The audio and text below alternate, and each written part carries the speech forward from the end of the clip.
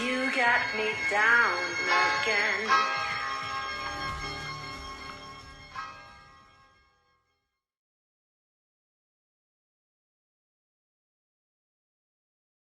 This is Daniel Burnett with trainlikearanger.com. I'm going to be breaking down the power clean performed by my good friend Tom.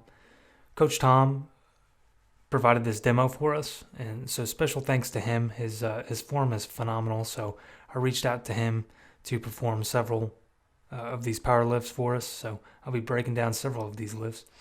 So thank you again, Tom. We'll take a look at the power clean here. So we see Tom gets into his start position. His feet are hip width to shoulder width apart. He's got a pronated grip on the bar that's about slightly wider than shoulder width apart. You can also have a hook grip. So he's got a pronated grip here. You can also have a hook grip for advanced lifters. For you guys who don't know what that is, be sure to look into that. That's something you can look into doing down the line. So his elbows are angled outwards. And he's got the bar close to his shins. He's got his chest nice and high with his scapula retracted. And his shoulders are either over or slightly forward of the bar. So as you can see, his chin is tilted up a little bit. This is good head and spinal posture. So he's in a really good start position here. So we can break down this lift into 6 phases. So we have phase 1, which is the starting position. Phase 2 is the first pull. So I'll try to capture this as best as I can. He's going to lift the bar off the floor, extending at the hips and knees forcefully, keeping the bar as close to his shin as possible as the bar raises. Let's get it in the slow-mo. Perfect. So thank you, Tom, for doing the slow-mo. That makes my job a lot easier. So to this point, that is considered the first pull. Transition happens when the bar rises just above the knees. He's going to begin to thrust the hips forward and flex at the knees. Okay. So that's the transition phase, and then we move into the second pull, where Tom is going to rapidly extend at the hips, knees, and ankles. So the heels will come off the floor, likely for a short time due to this explosive nature.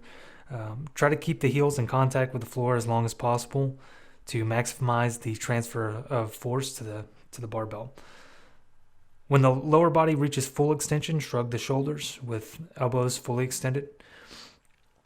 So basically that's going to generate enough force to carry this bar upwards.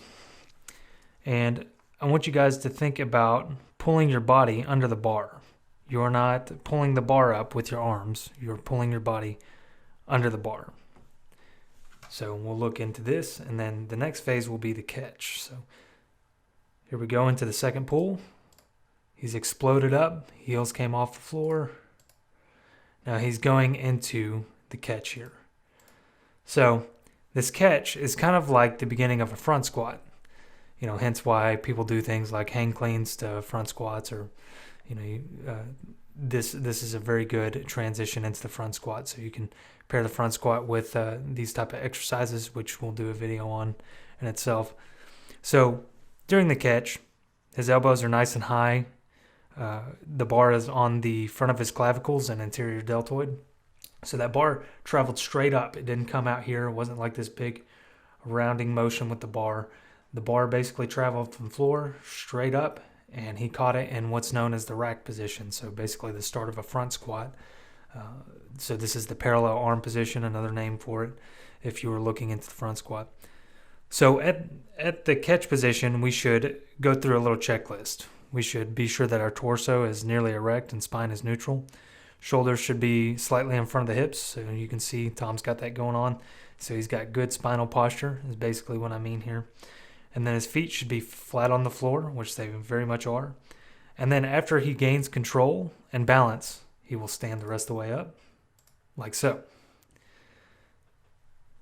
So during the downward movement, you'll notice he'll lower the elbows to unrack the bar from shoulders and clavicles and lower the bar down to the thighs.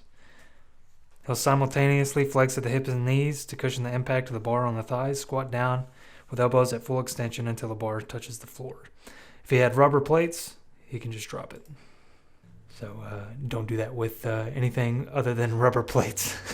don't want to, and also make sure it's cool with your gym. I don't want any gym owners yelling at me, but that is the power clean.